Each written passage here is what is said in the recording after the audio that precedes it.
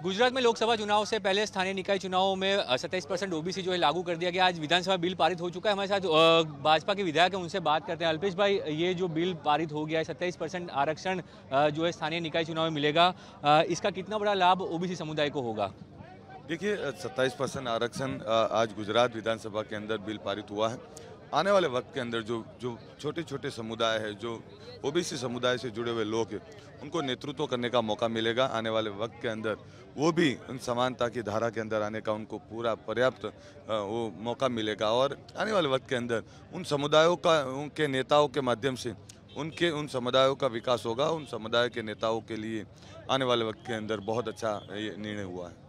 बात की जाए तो अब 52% से ज़्यादा ओबीसी समुदाय की बस्ती है। लोकसभा चुनाव भी आ रहे हैं। 10 से ज़्यादा ऐसी सीटें हैं जहां पे ओबीसी समुदाय जो है बड़ा वर्ग है मतदाता।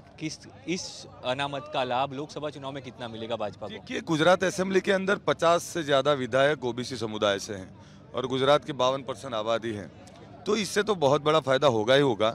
आने वाले वक्त के अंदर इन समुदाय के अंदर जवेरी कमीशन की जो जो सिफारिशें की हैं, उन सिफारिशों के माध्यम से उन समुदाय के अंदर एजुकेशन के क्षेत्र में हो, आमदनी के क्षेत्र में हो, उनके जीवन धोरण को बढ़ावा देने के क्षेत्र में हो, और या ये राजनीतिक क्षेत्र में हो, इन सभी क्षेत्रों में जब मौका मिलेगा तो जायज़ है कि भारतीय जनता पार्टी को इसका बहुत बड़ा फायदा होगा। लोकसभा चुनाव में इसका कोई असर दिखेगा, कोई लाभ होगा? बहुत ज़्यादा होगा। जो पिछली बार जो लीड रही थी, उससे ज़्यादा लीड इस समुदाय की अब के जो डिसीजन लिया उससे ज़्यादा अब की बार भाजपा को बहुत ज़्यादा फायदा होगा। कांग्रेस कह रही है कि आरक्षण कांग्रेस की वजह से देना पड़ा, वरना भाजपा देना नहीं चाहती। नहीं नहीं, कांग्रेस ने क्या किया है? देखिए, कांग्रेस की विफल नीतियों की वजह से ही समुदाय को विकास से वंचित रहना पड़ा। उन्होंने जो नीतियां बनाई, उन नीतियों की दूरगामी असर क्या रहेगी, इनसे क्या फायदा उनको मिलेगा, ये कभी उन लोगों ने नहीं किया। उन लोगों को सोचना चाहिए था कि आज जो नींव रख रहे हैं हम, भाई 10 साल 20 साल के बाद इसकी क्या असर होगी, वो कभी नहीं सोचा उन्होंने। आरक्षण की नीतियों को जो अमलवारी होनी चाहिए वो नहीं हुई। आरक्षण की नीतियों की अमलवारी के माध्यम से इन समुदाय का जो उत्थान होना चाहिए था वो नहीं हुआ। इसकी वजह से आज ये हालत है। आज भाजपा ने जो 27% आरक्षण दिया है और उसके साथ जो नीतियाँ बनाई है, उन नीतियों के माध्यम से मैं ये मानता हूं कि आज ओबीसी समानता की धारा के अंदर आगे बढ़ चुका है और आने वाले वक्त के अंदर ये समुदाय बहुत आगे बढ़ेगा।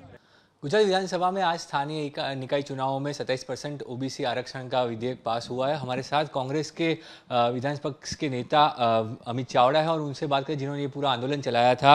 अमित भाई, कांग्रेस ने जमीन पर ये आंदोलन चलाया, पर सरकार कह रही है कि ये सुप्रीम कोर्ट की गाइडलाइन थी, उस मुताबिक ये किया गया था और कांग्रेस के आंदोलन की वजह से ये आरक्षण नहीं मिला। ये आरक्षण सुप्रीम कोर्ट ने कहा था और सरकार की इच्छा थी, सरकार की राजकीय इच्छा शक्ति की वजह से ये बिल पास हुआ है।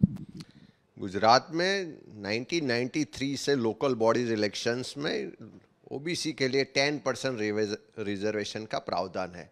सुप्रीम कोर्ट में जब अलग अलग प्रदेशों के लिए पिटीशन की गई तो 2010 और 2021 में सुप्रीम कोर्ट के जो जजमेंट आए उसमें स्पष्ट था कि लोकल बॉडीज़ के जो यूनिट होते हैं, ग्राम पंचायत, तालुका पंचायत, जिला पंचायत, नगर पालिका और महानगर पालिका, हर यूनिट में ओबीसी की पॉपुलेशन की गणना हो और उसके हिसाब से प्रोपोर्शनेट रिजर्वेशन ओबीसी को मिलना चाहिए।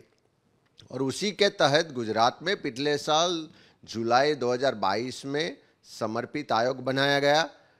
रिटायर्ड जस्टिस झवेरी जी के नेतृत्व में ये आयोग इसलिए बनाया गया कि गुजरात में जो ओबीसी की पॉपुलेशन है उसका डेटा एकत्रित किया जाए और उसका एनालिसिस करके सरकार को उसके लिए प्रपोजल दी जाए। समर्पित आयोग ने भी जो प्रपोजल सरकार को रिपोर्ट सबमिट किया उसमें स्पष्ट है कि गुजरात के जो कॉरपोरेशन है, महानगर, उसमें एवरेज 40% पॉपुलेशन ओबीसी की है। गुजरात के जो सेमी अर्बन नगर पालिका एरिया है उसमें 53% है और पैसा एक्ट को छोड़ के बाकी का जो रूरल एरिया गुजरात का है उसमें 54% ओबीसी की पॉपुलेशन। पूरे गुजरात की देखे जाए तो as per government record 52% average OBC population है। तो सुप्रीम कोर्ट के आदेश और झवेरी पंच के जो भी रिपोर्ट्स है उसके मुताबिक गुजरात में जिस यूनिट में जितनी ओबीसी की पॉपुलेशन उतनी रिजर्वेशन उसको मिलनी चाहिए। एवरेज देखे तो 40% रिजर्वेशन नॉन पैसा एक्ट के जो भी एरियाज है उसमें गुजरात में ओबीसी को मिल सकती है। लेकिन ये भाजपा सरकार पिछले 3 दशक से ओबीसी के साथ हर बार अन्याय और भेदभाव कर रही है। उसको बजट में भी अन्याय हो रहा है और उसको रिजर्वेशन में भी अन्याय हो रहा है। अमित भाई, जो बात है कि अब इसका राजकीय लाभ 2024 के चुनाव आने वाले हैं, आपने आंदोलन किया, सरकार ने दे दिया 27% आरक्षण, विधानसभा में बिल भी पास हो गया और वो अब कानून बनेगा। बात यह है कि इसका श्रेय किसको जाएगा? ये राजकीय लड़ाई है, वो कौन जीता, बात वो हो रही है। सरकार बोल रही है कि हमने किया, आप बोल रहे हैं आपने किया, तो इसका लाभ सरकार को मिलेगा या कांग्रेस को मिलेगा? देखिए, पिछले 1 साल से हम ये लड़ाई लड़ रहे हैं, स्वाभिमान आंदोलन करके ओबीसी के सभी लोग मिलकर लड़ रहे हैं कि हमें बजट में अन्याय हो रहा है, हमें रिजर्वेशन खत्म किया जा रहा है और हमारा पॉलिटिकल जो अस्तित्व है वो खत्म कर रहा है। और ये उसी चीज की वजह से सरकार को मजबूरन ये 27% डिक्लेयर करना पड़ रहा है। लेकिन आज हमने असेंबली में भी बोला है 27% दे रहे हैं, वो भी ओबीसी के साथ अन्याय है। उसको उसकी पॉपुलेशन के हिसाब से 27% से लेके 45% तक मिल सकता है।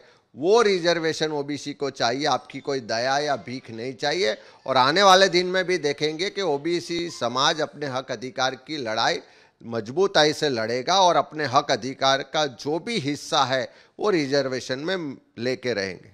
कांग्रेस ये बात ओबीसी समुदाय तक पहुंचा पाएगी? क्योंकि लोकसभा चुनाव में पिछले दोनों बार कांग्रेस को ज़्यादा वोट नहीं मिले थे, एक भी सीट नहीं मिली। इस बार लोकसभा चुनाव है, क्या ओबीसी समुदाय गुजरात का जो ओबीसी समुदाय है वो कांग्रेस तरफ आएगा इस लड़ाई के बाद? पूरे गुजरात में जो स्वाभिमान आंदोलन हुआ उसमें ओबीसी समाज में जागृति आई और उसको महसूस हो रहा है कि नरेंद्र मोदी जी पूरे देश में ओबीसी के नाम पे राजनीति कर रहे हैं और उनकी भाजपा सरकार गुजरात में ओबीसी के साथ अन्याय कर रही है, भेदभाव कर रही है। और आने वाले समय में स्वाभिमान की लड़ाई गांव-गांव तक, गली-गली, घर-घर तक पहुंचाएंगे। धन्यवाद भैया हमारे साथ बात करने के लिए। तो ये थे कांग्रेस के नेता अमित चावड़ा, जिन्होंने साफ तौर पे कहा कि अब ओबीसी समाज जो है वो जागरूक हुआ है और जिस तरह से कांग्रेस ने लड़ाई लड़ी है तो ओबीसी समाज को भी जागरूक करेंगे और उसका लाभ आने वाले चुनाव में भी कांग्रेस को मिलेगा। कैमरा जमीन व्यास के साथ ब्रिजेश दोषी, आज तक, गांधीनगर।